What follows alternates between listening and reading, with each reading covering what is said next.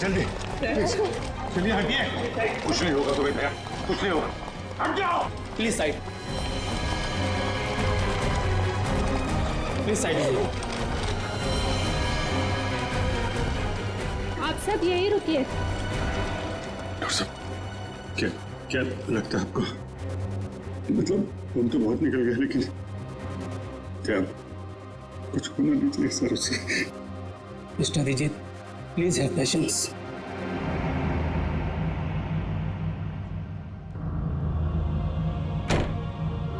Sir को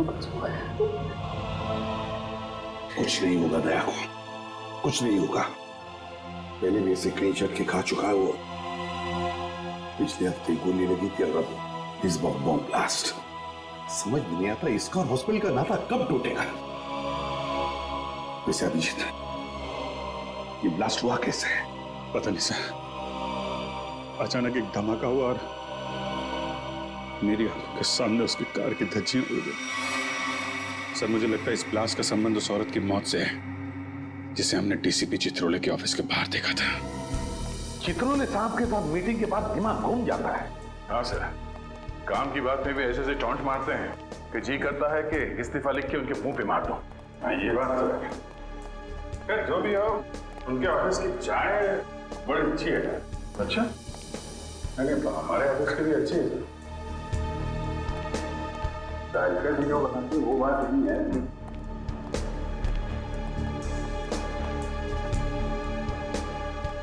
sir आप लोग लिफ्ट से आइए, मैं गाड़ी लेकर आता नीचे। ठीक है।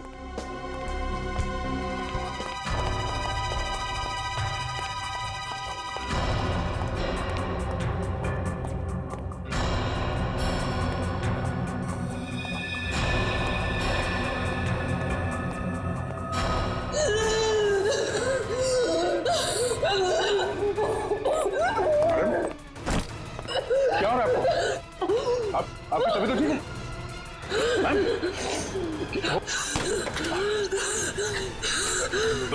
क्या हो क्या रहा है आपको? हाँ? क्या उस बैग में आपकी दवाई है?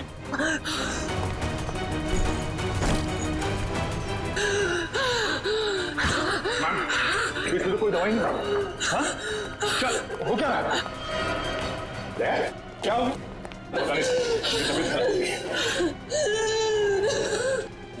क्या हुआ क्या इनको? नहीं, कौन है? इसके तो सांस बंद होने लगी है। कहीं से अस्थमा का अटैक तो नहीं? हॉस्पिटल गाड़ी लेके आओ जल्दी। घबराओ मत। लड़की बेचारी ठीक हो जाएगी तो अच्छा है। उसके पास कोई आइडेंटिफिकेशन भी नहीं जिसके जरिए हम उसके घर वालों को इन्फॉर्म कर सके।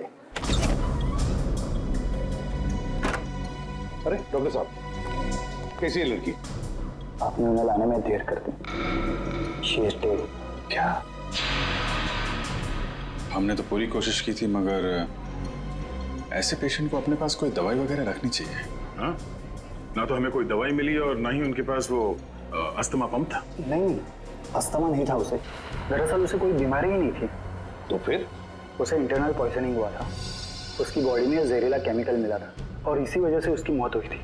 Internal poisoning? जहरीला केमिकल? कहीं खून का मामला तो नहीं? दया की इस हालत की जिम्मेदार वही लड़की है सर। पर सर, वो लड़की तो मर चुकी है, फिर दया सर की हालत की जिम्मेदार वो कैसे?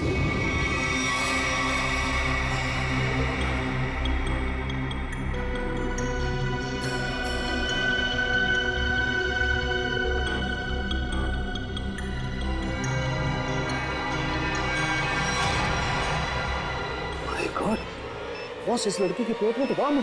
क्या? लड़की के पेट में बॉम्ब है? मतलब ये ह्यूमन बॉम्ब है, मानव बॉम्ब? हाँ। तो साहब ये तो डेटोनेटर वाला बॉम्ब है। इस लड़की के शरीर पे इस बॉम्ब का डेटोनेटर मिला? नहीं दया, इसके शरीर में कहीं भी डेटोनेटर नहीं है। डेटोनेटर के बिना बॉम्ब फटेगा तो नहीं ना? फटेगा सचिन, फटेगा, क्योंकि इस बॉम्ब का केमिकल लीक हो चुका है। उसी की वजह से इसके पेट में जहर फैला, इस लड़की की मौत हो गई। अब ये बॉम्ब कभी भी फट सकता है। देखो जरा। डॉक्टर साहब, अरे प्लीज। मुझे पहले से शक था कि शायद ऐसे कुछ होने वाला है। रजत सर। रजत, संभाल के। कौन सी तार काटूं? एक मिनट, ये लाल वाला काटो, संभाल के।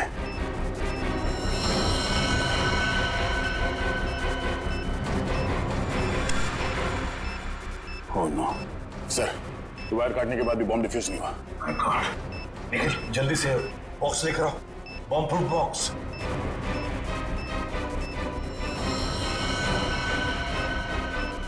सर संभाल के। एक मिनट,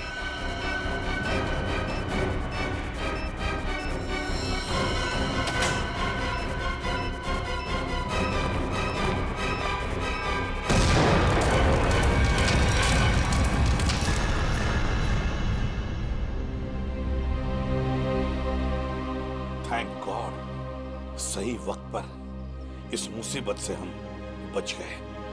अब समझ में आ रहा सर, कोई भी इस लड़की को पहचानने के लिए सामने क्यों नहीं आ रहा था। ये लड़की कोई मामूली लड़की नहीं है सर, एक मानव बॉम्ब थी, इसका न जाने क्या मिशन था। दया, जिसने भी ये मानव बॉम्ब बनाया उसका मिशन पूरा नहीं हुआ है।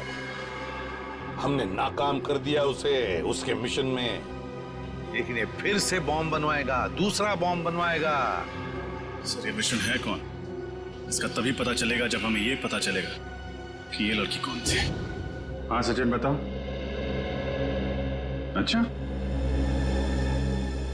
लेकिन ठीक से पता किया तुमने?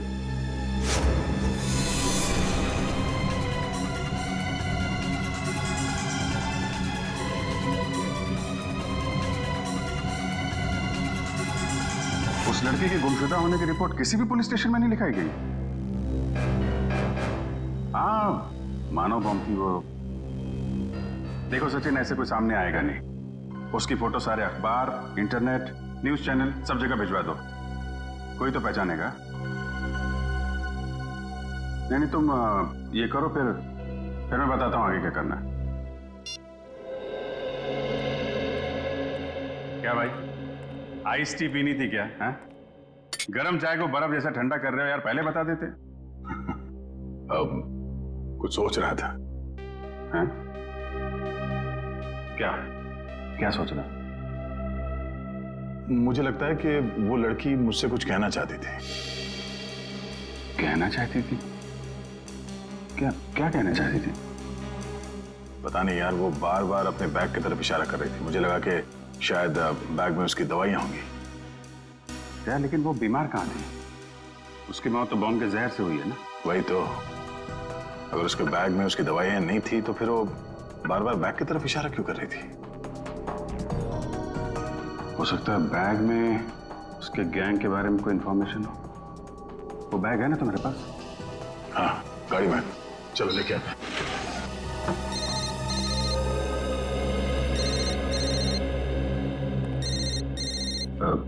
तारिका जी है। ठीक है, बात कर लो, मैं बैग लेके आता हूँ। हेलो, हाँ तारिका जी।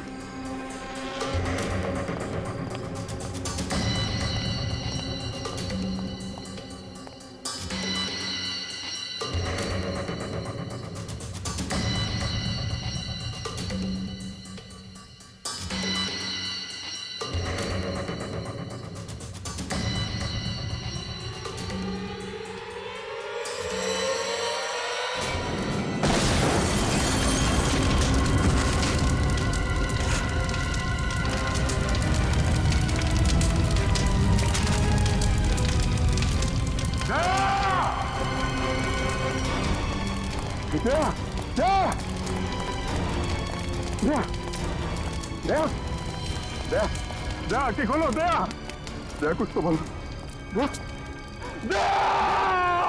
अभिजीत, दया पे हमला उस बैग की वजह से ही हुआ है। हाँ सर, दया ने देख लिया होगा उस बैग के अंदर क्या है। मुजरिमों के लिए खतरा बन गया तो जाने सर उस बैग में ऐसा क्या होगा जो उन लोगों ने दया से पर हमला कर दिया। दया की जली हुई गाड़ी का एक एक पुर्जा चेक करने को कहो साळुंखे को। कोई ना कोई बड़ा चक्कर है, कोई ना कोई बहुत बड़ा चक्कर है।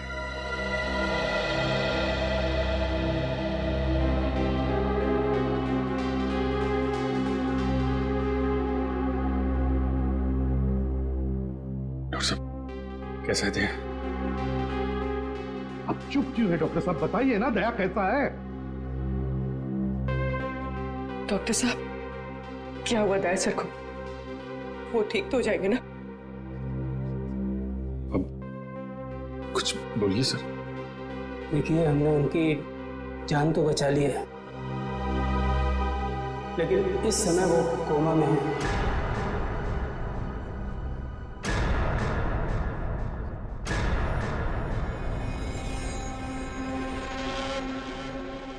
और उन्हें कब होश आएगा ये कहना बहुत मुश्किल है। होश कब तक आएगा का क्या मतलब है डॉक्टर साहब? हाँ, क्या मतलब है? क्या कहना चाहते हैं? देखिए, ऐसे केसेस में कभी कभी पेशेंट को 1-2 दिन में भी होश आ जाता है, और कभी कभी सालों लग जाते हैं।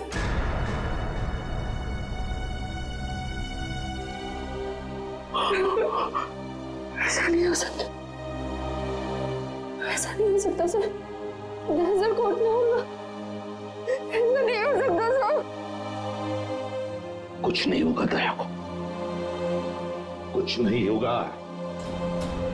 दया एक फाइटर है, फाइटर, सीआईडी का जांबाज फाइटर। मौत के साथ कई बार जूझ चुका है वो, और इस बार भी जीतेगा, इस बार भी जीतेगा वो।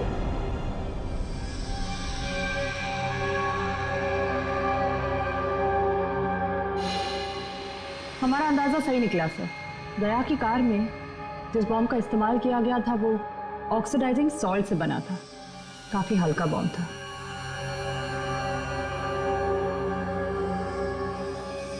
क्या हुआ सर? कोई खास बात?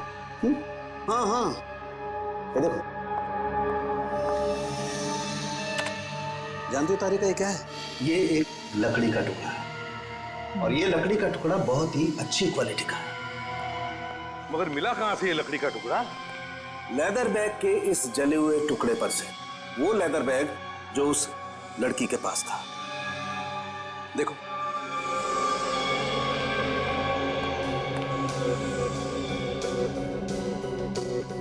यह सालुंखे काफी पॉलिश लगता है ये लकड़ी का टुकड़ा।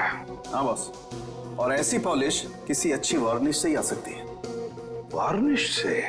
ओह, अच्छा। और बॉम्ब के बारे में और क्या पता चला? सर वो ठीक वैसा ही बॉम्ब था जैसे कि उस लड़की के शरीर में मिला था। लो इंटेंसिटी का ऑक्सीडाइजिंग सॉल्ट से बना। Oxidising salt. लगता है ये मुजरिम इस तरह के बॉम्ब्स बनाने में एक्सपर्ट है। सर, एक बार वो मुजरिम हमारे हाथ लग जाए तो जो उसने दया सर के साथ किया है मैं उसका पूरा हिसाब लूंगा सर। दया को पता चल गया था कि उस लड़की के पर्स में क्या है, इसलिए वो लोग डर गए कि ये बात हमें भी पता चल जाएगी दया के जरिए, इसीलिए ये सब हुआ है। बस दया अब कैसा है? लड़ रहा है, दया लड़ रहा है सालुंखे, लेकिन मुझे पूरा यकीन है कि जीत जाएगा दया, जीत जाएगा।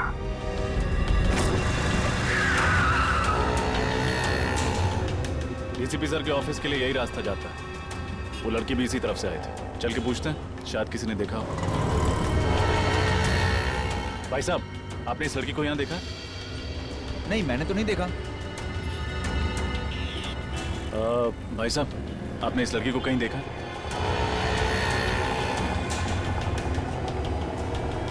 भाई साहब, गौर से देखिए, आपने इस लड़की को कहीं देखा? मगर ये तो जी, इसकी मौत हो चुकी है। मगर कैसे? उसी तो भली चंगी थी। उस दिन किस दिन की बात कर रहे हो? बुधवार की?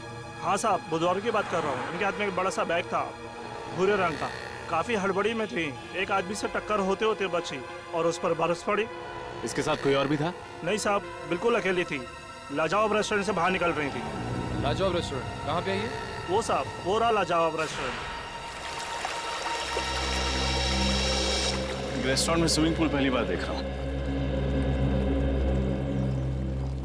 हाँ सर, आइए। कहाँ बैठना पसंद करेंगे सर आप? जिस काम के लिए हम आए हैं वो खड़े रहकर भी हो सकता है। मैं कुछ समझा नहीं सर। सीआईडी? सीआईडी? जी, इस फोटो को गौर से देखिए। बुधवार को दोपहर 3 बजे के करीब ये लड़की आपके रेस्टोरेंट में आई थी? हाँ सर, आई तो थी, पर ये तो... जी हाँ, ये मर चुकी है। Oh my God! और आप लोग इसके खूनी को ढूंढते ढूंढते यहाँ तक आ पहुंचे? खूनी तक पहुंचने के लिए कब कहाँ सुराग मिल जाए ये कोई नहीं बता सकता। अरे अनुराग। जी सर। जरा इधर आना। सर उस दिन टेबल नंबर 2 पे इसी की ड्यूटी थी सर। क्या हो सर? ये लोग सीआईडी से हैं और इनके सवालों का सही सही जवाब देना। इस लड़की की मौत हो गई। मौत? जी हाँ, मौत। इस लड़की के बारे में कुछ जानते हैं आप? हाँ साहब, ये लड़की बुधवार को यहाँ आई थी और काफी घबराई हुई थी साहब। अकेली आई थी? हाँ साहब, पहले तो अकेली आई थी, बाद में एक आदमी इससे मिलने के लिए आया था। अच्छा, एक आदमी आया था मिलने से? हाँ साहब, सूट बूट टाई और हैट पहना हुआ था। दोनों ने आपस में क्या बात की, कुछ सुना तुमने?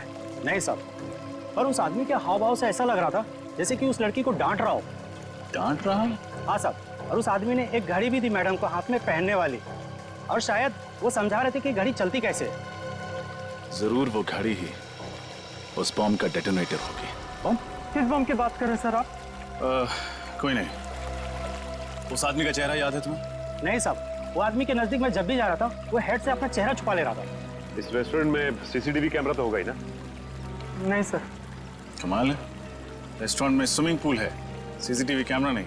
अच्छा, उन्होंने पेमेंट कैसे की थी? कार्ड से? कैश किया था सर। क्या कहा तुमने? टेबल नंबर 2 पे बैठे थे? हाँ सर, वहाँ है टेबल नंबर 2। शायद इस टेबल और इन कुर्सियों पर अभी भी उन लोगों की उंगलियों के निशान हो। एक काम करते हैं, ये फर्नीचर डॉक्टर साळुंके के पास भिजवा देते हैं।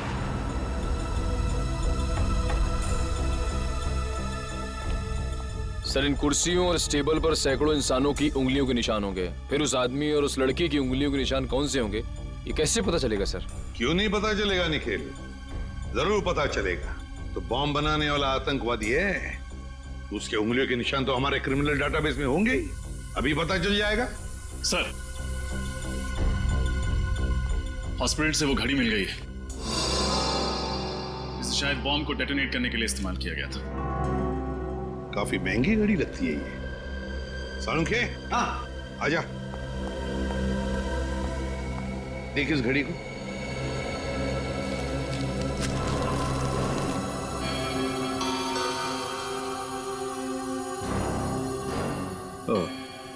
बस रजत का अंदाजा एकदम सही है। दरअसल ये घड़ी ही डेटोनेटर है। ये देख रहे हो? ये हाँ, ये तो घड़ी का पुर्जा लगता नहीं, क्योंकि पूरी घड़ी स्टील की है और ये सिर्फ ये चाबी पीतल की। और ये चाबी ही डेटोनेटर है। My God. सर, पहले इस आदमी ने उस लड़की को मानव बॉम्ब बनाया, फिर दया सर पे हमला किया। अब न जाने ये अगला बॉम्ब कहाँ रखने वाला है। सचिन, अगला बॉम्ब प्लान करने से पहले ये तीतर हमारे पिंजरे में होना चाहिए। सर, हाँ सर एक मैच मिला है उंगलियों के निशान का। कौन है?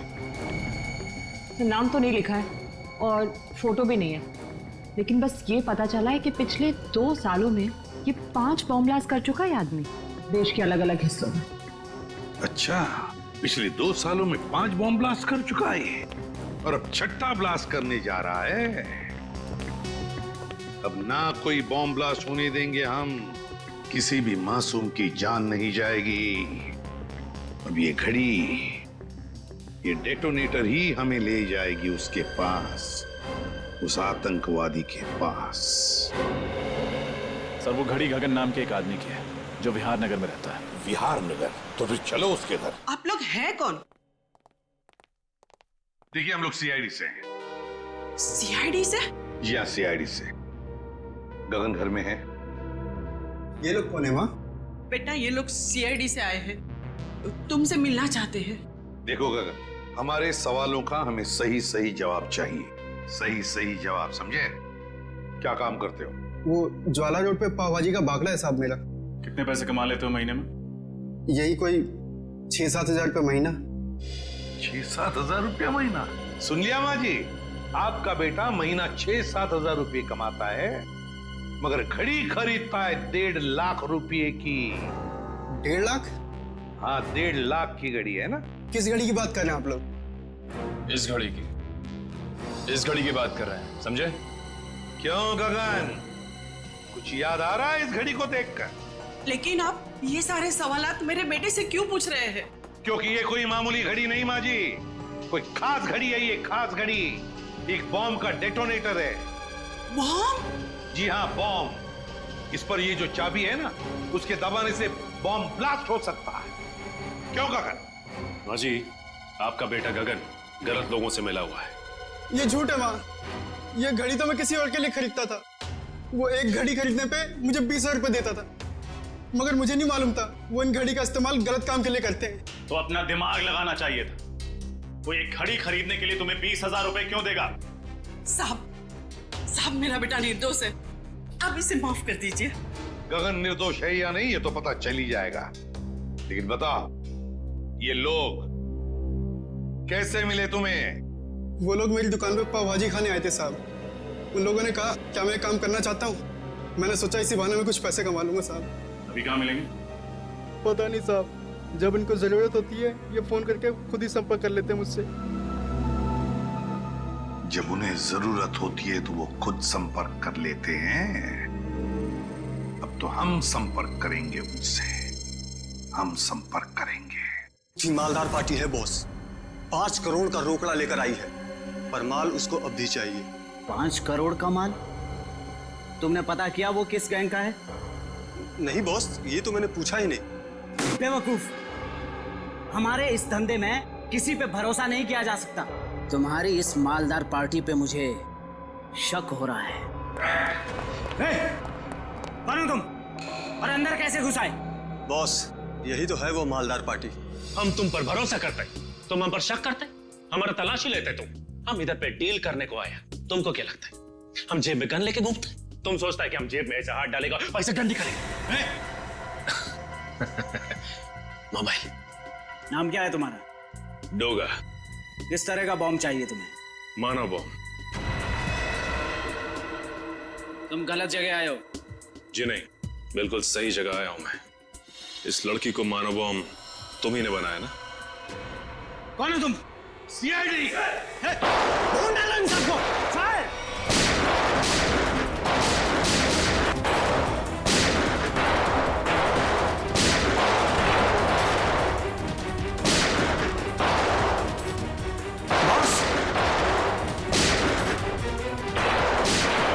पकड़ो उसे, छोड़ो मत।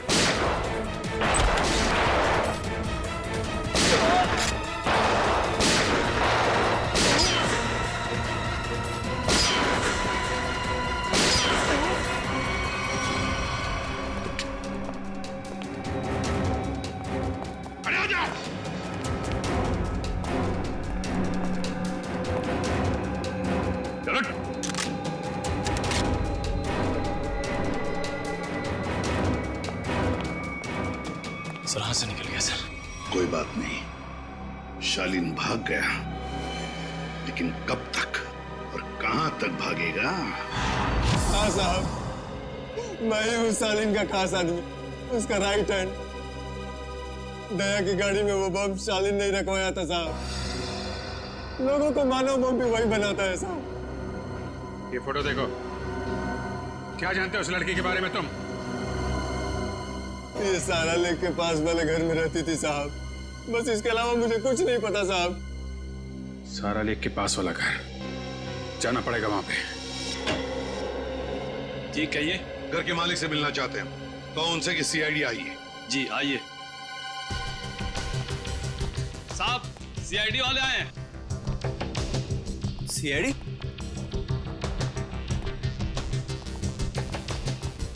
तुम जा।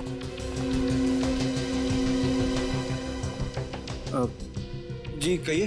अब तरन है इस घर के मालिक? जी नहीं, मैं सुकेतु हूँ। तरन जी तो ऑस्ट्रेलिया में रहते हैं। मैं इस घर की देखभाल करता हूँ। और ये बाकी के लोग कौन हैं? ये सारे किराएदार हैं। ये दोनों कॉलेज में पढ़ते हैं और ये तीनों कॉल सेंटर में काम करते हैं। मतलब 5 लोग, लेकिन हमने तो सुना था कि यहाँ पर 6 किराएदार हैं। तो छठा किराएदार कहाँ है? कहीं दिख नहीं रहा है।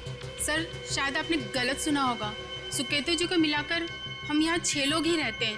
अच्छा अच्छा अच्छा, हमने गलत सुना। क्या नाम है आपका? मोना सर। तो फिर मोना जी ध्यान से सुनिए, सीआईडी कभी गलत नहीं सुनती, समझिए आप? छठी किराएदार ये नाम कोयल, कुछ याद आया? ये तो हाँ, मर चुकी है ये। मगर कैसे? इसका जवाब तुम लोग दोगे। बताओ कोयल एक मानव बम क्यों बनी?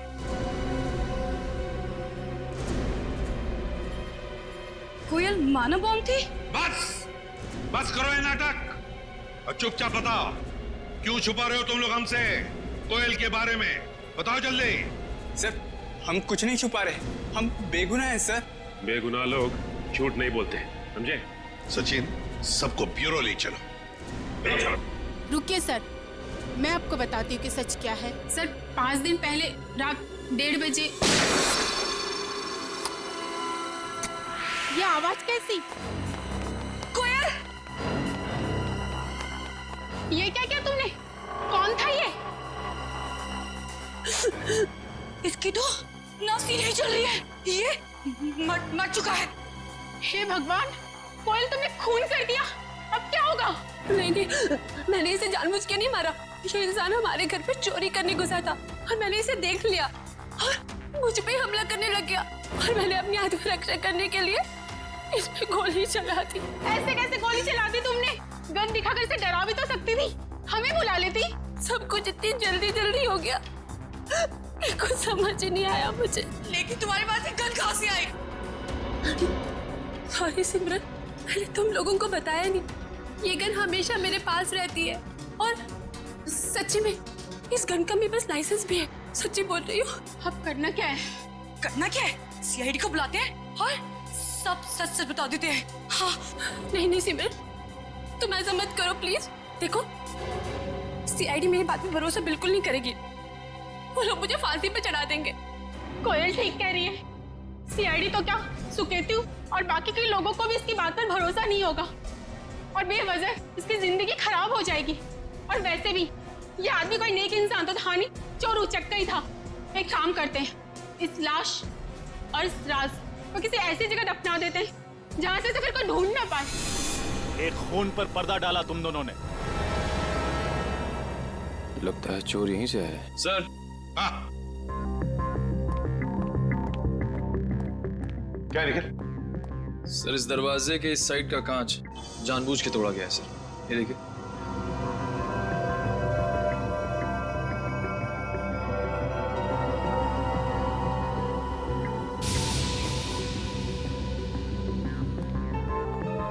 क्यों?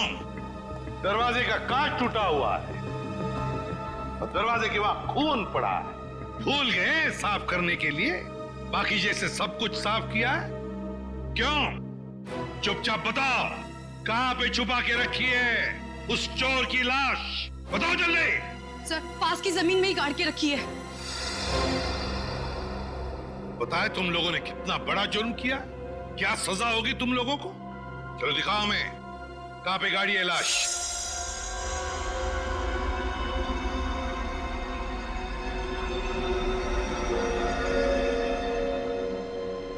सालू के क्या चलाया तूने यार? कब से हम पूछ रहे कि क्या पता चला, क्या पता चला? यार तू बताने को तैयार ही नहीं है कि कुछ पता चला क्या नहीं। हम तो दया की तबीयत को लेकर परेशान है और फिर तू इस तरह से बर्ताव कर रहा है। अरे यार, दया की चिंता मुझे भी है, इसीलिए इस केस में मैं हर एविडेंस की इतनी बारीकी से जांच करना चाहता हूं ताकि मुझसे कहीं कोई गलती की गुंजाइश ही न रहे। और तुम्हें बता ना, कोयल ने जो इस चोर को मारा उसकी लाश से तुझे क्या पता चला? बता। पता ये चला है बॉस, इस चोर को कोयल ने नहीं मारा। क्या? लेकिन कोयल के दोस्तों ने तो बताया कि उसने अपनी जान बचाने के लिए इस चोर को गोली मारी थी। नहीं रजत, ऐसा नहीं हो सकता, क्योंकि इस चोर पे जो गोली चली है वो कोयल की गन से नहीं चली। तो क्या फिर इस चोर ने अपनी ही गन से अपने आप को मार लिया? नहीं सचिन, गोली चोर की इस गन से भी नहीं चली। गोली इस चोर की गन से भी नहीं चली, गोली कोयल की गन से भी नहीं चली, तो तुम्हारे कहने का मतलब है कि किसी तीसरी गन से गोली चली? मतलब उस वक्त कोई तीसरा आदमी भी था वहां पर?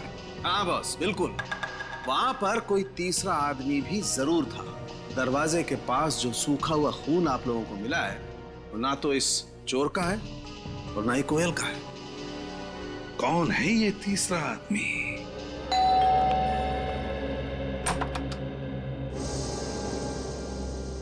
आप लोग सीआईडी से हैं ना? और आप मिस्टर तरन हैं, इस घर के मालिक? जी, देखा, मैंने कहा था ना।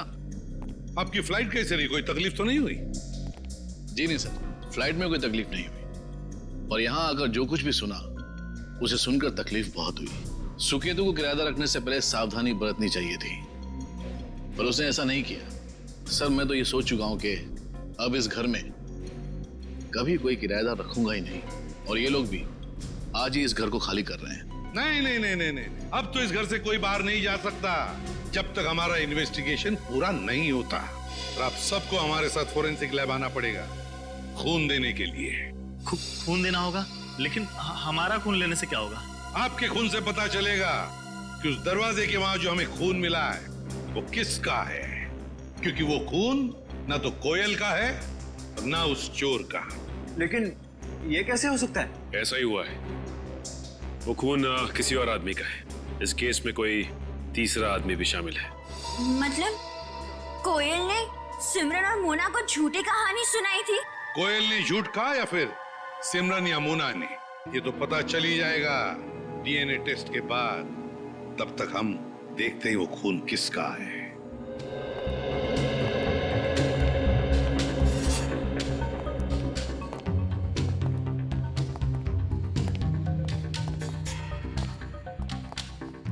देखो अच्छी तरह से देखो, कुछ न कुछ तो हमारी नजरों से छूटा है पिछली बार। इस बार मिलना चाहिए कोई न कोई सुराग।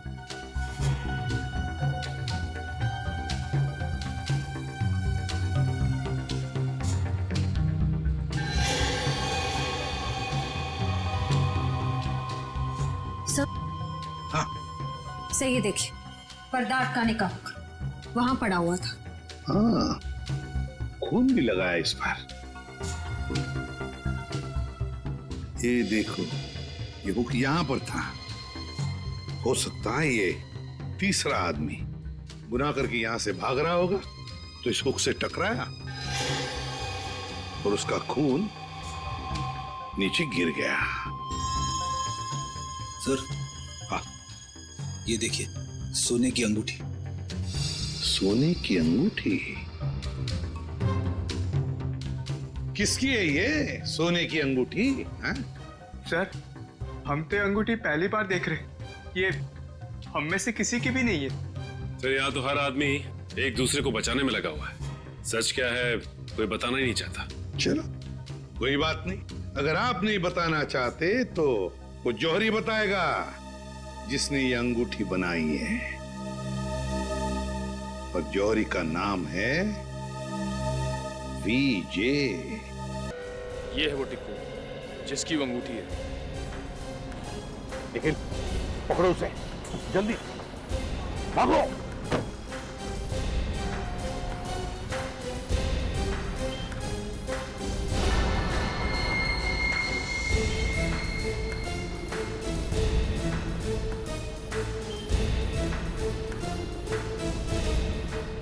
तो बस बैठ लीजिए, चलो जल्दी निकलो।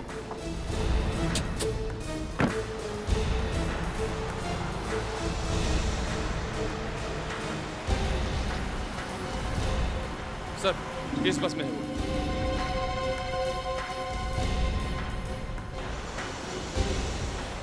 बहुत बड़ी मुसीबत में फंस चुका हूं। सीआईडी वाले मुझ तक पहुंच चुके हैं।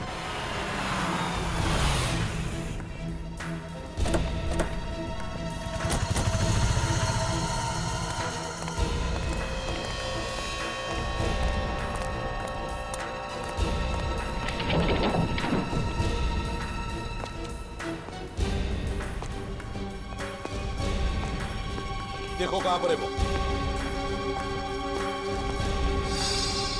रो रहा टिकू, वो सामने सो रहा है। hey, उठ।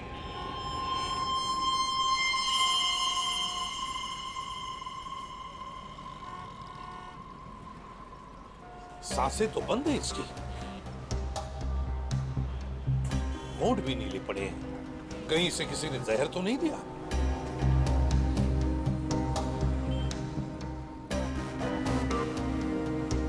ये देखो, सुई चुभोई है किसी ने, लगता है जहर उसी से दिया गया है। इसके पास जो पार्सल था बॉक्स वाला, वो ढूंढो। देखो उस पार्सल को ढूंढो।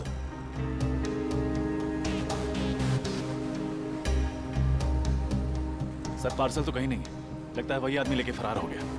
देखिए, हम लोग सीआईडी से हैं। इस आदमी की मौत हुई है, शायद इसका खून हुआ है। हम जानना चाहते हैं कि इसकी इस बगल वाली सीट पर कौन बैठा था। कोई बता सकता है? कोई जानता है? वो तो सर इस बस स्टॉप पे उतर गया। आदमी यहीं पर उतर गया, इस स्टॉप पर?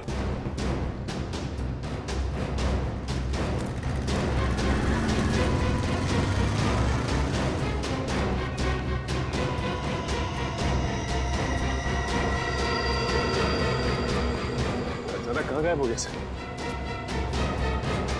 वही तो, गायब कहाँ हो गया ये अचानक?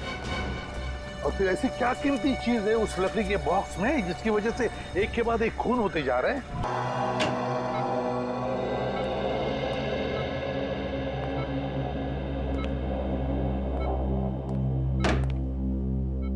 श्रेया, श्रेया तुम घर जाओ, मैं दया सर के पास रुकती हूँ। नहीं पूर्वी, मैं यहीं रहूंगी। श्रेया, एसीपी सर का ऑर्डर है, तुम जाओ। और तुमने कुछ खाया? हाँ, मैंने खा लिया। श्रेया, क्या हुआ? मैं ठीक हूँ, बस थोड़ी थकावट हो रही है।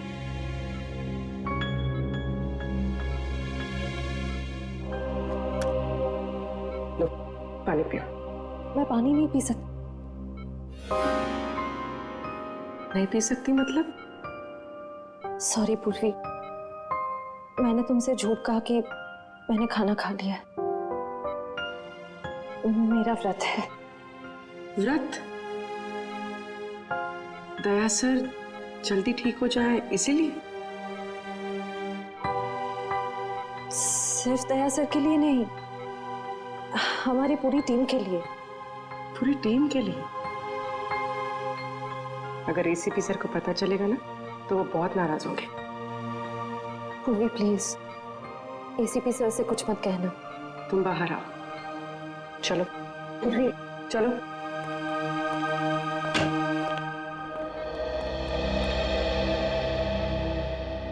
श्रेया,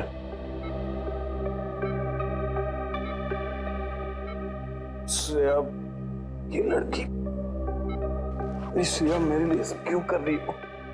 ऐसे कहूं?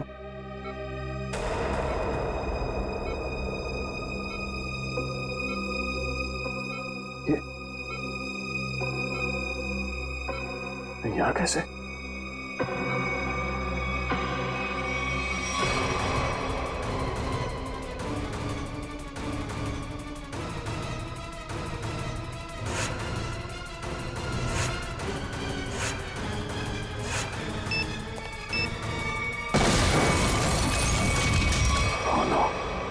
बॉम्ब ब्लास्ट, मैं यहाँ नहीं रह सकता।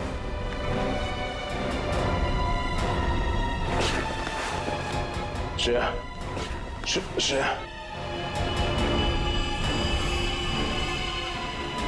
श्रेया,